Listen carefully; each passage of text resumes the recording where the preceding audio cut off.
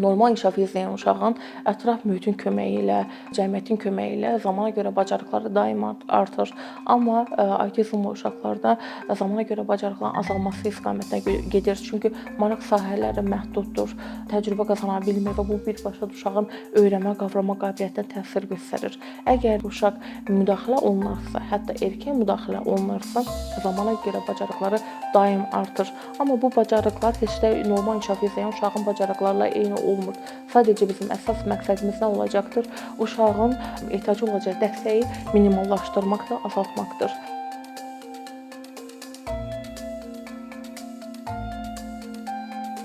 Autizm spektr pozuntusu nədir? Ümumiyyətlə, uşaq doğulduğu gündən etibarən mövcud olan, həyatın ilk etaplarında belə özünü biruzə verən bir sinir inkişaf pozuntusudur. Yəni, uşaqlarda artıq iki inkişaf sahəsinə təsir göstərir. İlk olaraq sosial bacarıqlar, bunlara nələr daxildir? Ünsiyyətdir, qarşılıqlı əlaqə, yəni münasibət və bir digəri isə təkrarlanan məhdud davranışlardır, maraqlardır.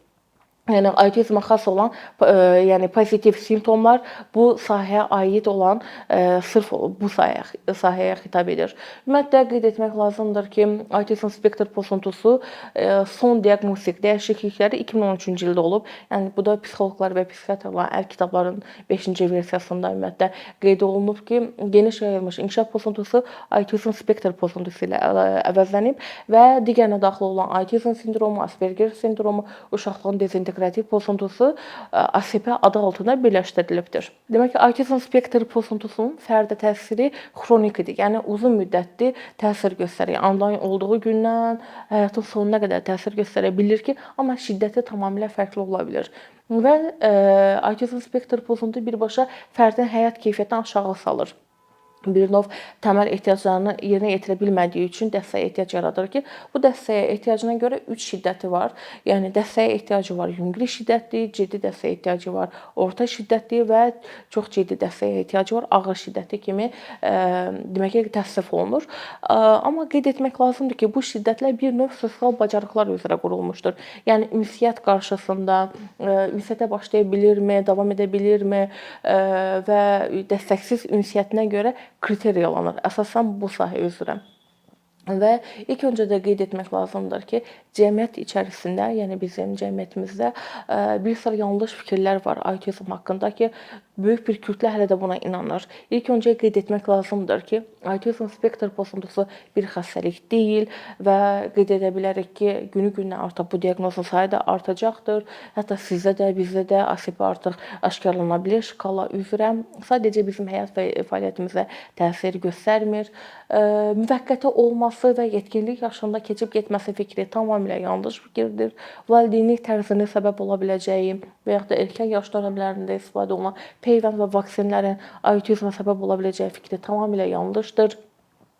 Eyni zamanda qeyd etmək lazımdır ki, məsələn, bir sıra pəhrizlərin saxlanması autizmi müalicə edir fikri tamamilə yanlışdır. Yəni bunu belə izah edə bilərəm ki, autizm yetərincə fərdin həyat keyfiyyətinə mənfi təsir göstərir.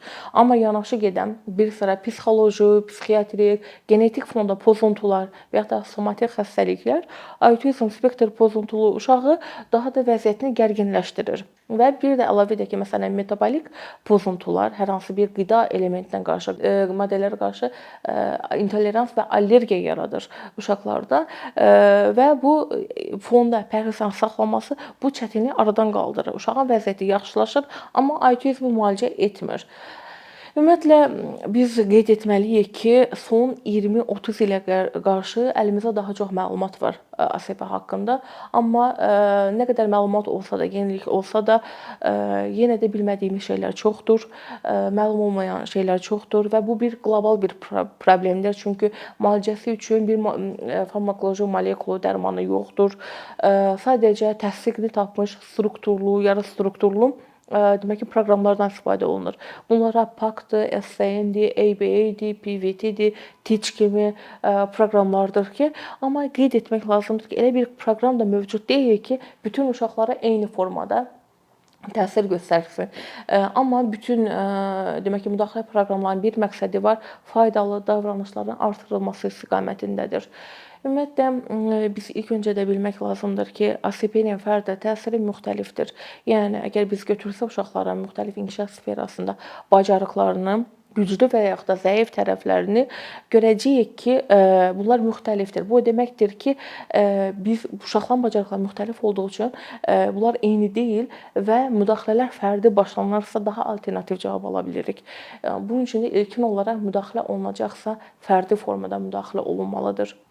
Və sonra da qeyd etmək lazımdır ki, müdaxiləyə başlamazdan öncə mütləq formada uşaqların bacarıqları identifikasiya olunmalıdır, maraq sahələri öyrənilməli və maraq sahələri üzərindən müdaxiləyə qurulmaq daha effektiv olacaqdır bizim üçün.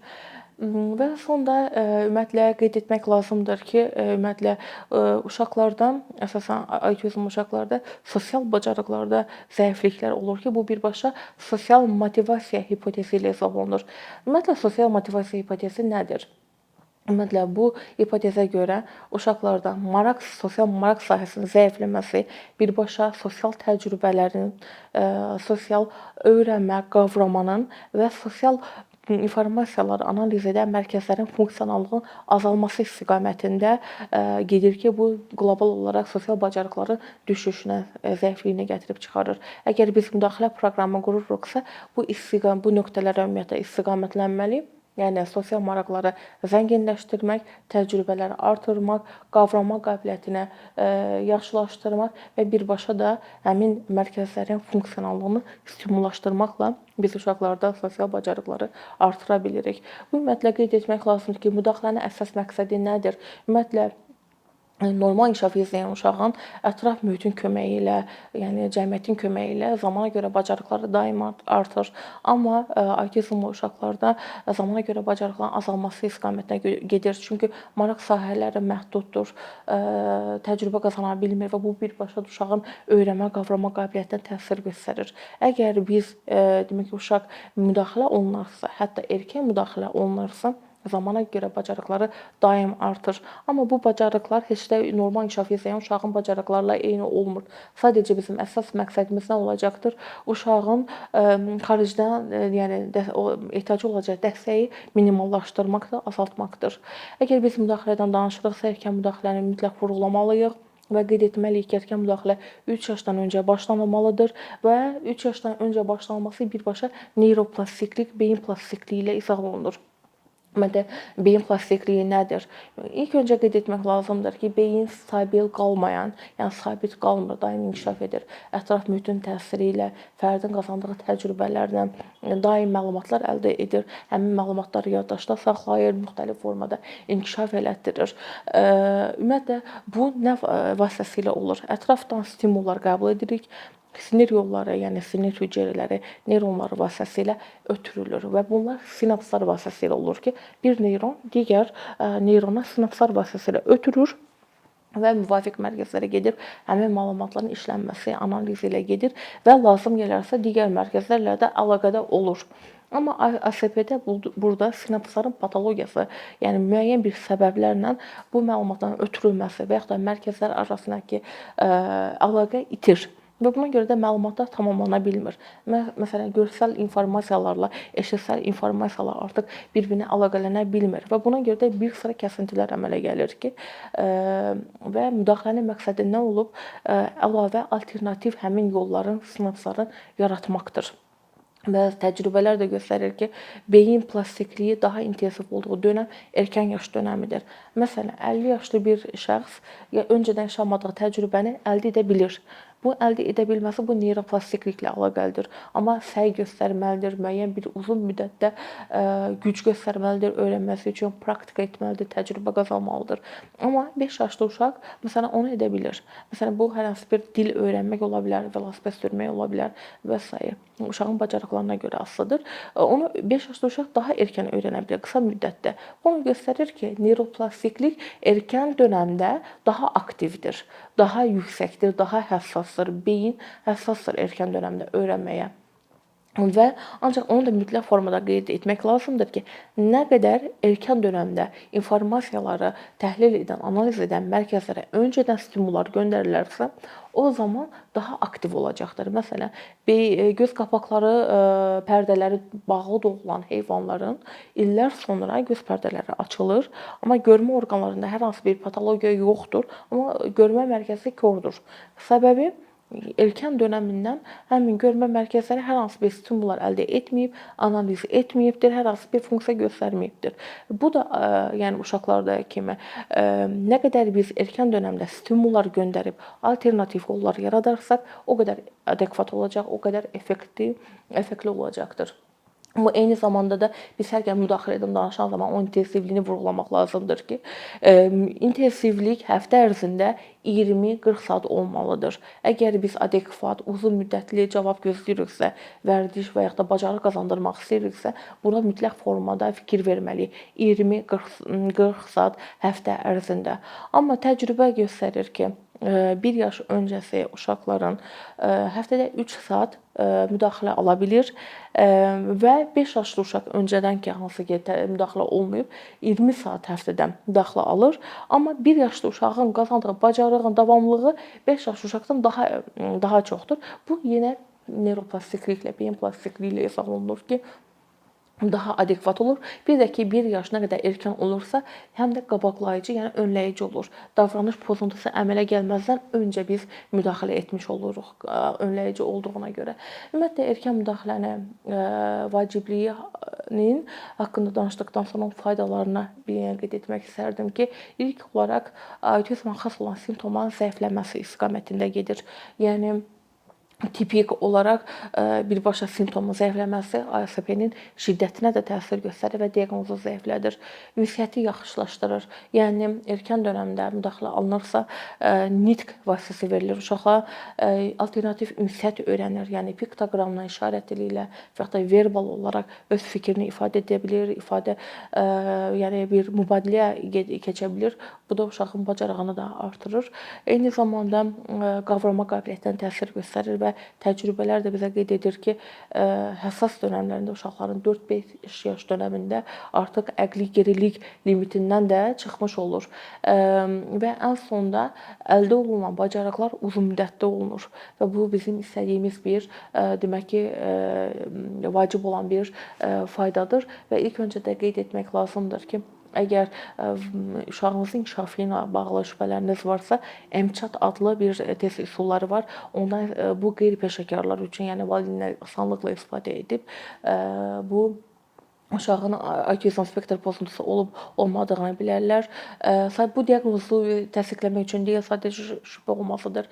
Əgər uşağınızın inkişafı ilə bağlı şübhə varsa və yaxud da ki, risk qrupuna daxildirsə, mütləq formada müdaxiləyə başlamaq lazımdır. Nəinki gözləmək. Gözlədiyimiz zaman ümumiyyətlə uşaqda həyat keyfiyyətini daha da aşağı salan bir sıra səbəblər yaranır.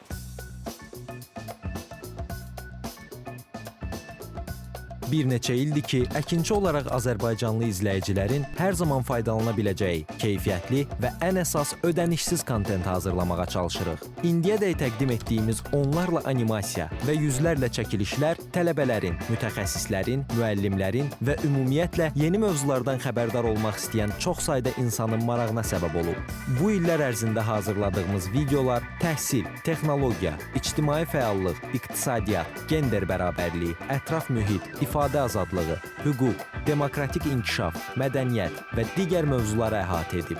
Məqsədimiz çoxlu baxış gətirən deyil, çoxlu fayda gətirən videolar hazırlamaqdır. Amma bu, düşündüyümüz qədər asan deyilmiş. Gördüyümüz iş kifayət qədər resurs, əmək və təbii ki, davamlılıq tələb edir. Bu səbəbdən Patreon platformasından istifadəyə başladıq. Əkinçinin Patreon hesabının populyarlaşmasına çox böyük ümidlərimiz və gözləntilərimiz var.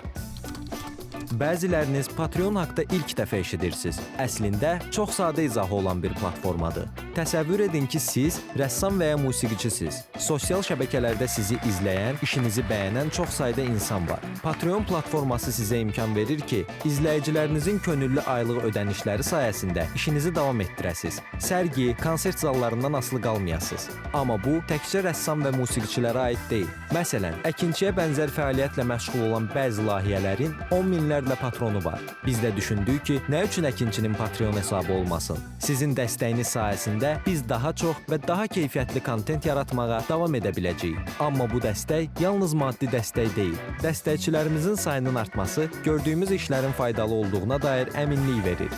Patreon platformasından istifadə çox sadədir. Hesabınızı açırsınız, sizə uyğun dəstək növünü seçirsiniz və Patreon özü hər ayın ilk günü kartınızdan seçdiyiniz dəstək növünə uyğun ödəniş tutur. Bu qədər. Sonda onu demək istəyirik ki, dəstəkçilərin sırasına qoşulmaq istəyən, amma məhdud imkana görə bunu edə bilməyənlər narahat olmasın. Daha öncə dediyimiz kimi, bizim əsas məqsədimiz daha çox insanın hər zaman faydalana biləcəyi keyfiyyətli və ödənişsiz kontentin yaradılmasıdır. Bunun üçün mütləq patronumuz olmalısınız deyə məcburiyyət yoxdur. Amma imkanınız patron olmağa çatırsa və bizim işimizi bəyənirsinizsə, patronlarımızın sırasına qoşulmağınız bizim üçün çox önəmlidir.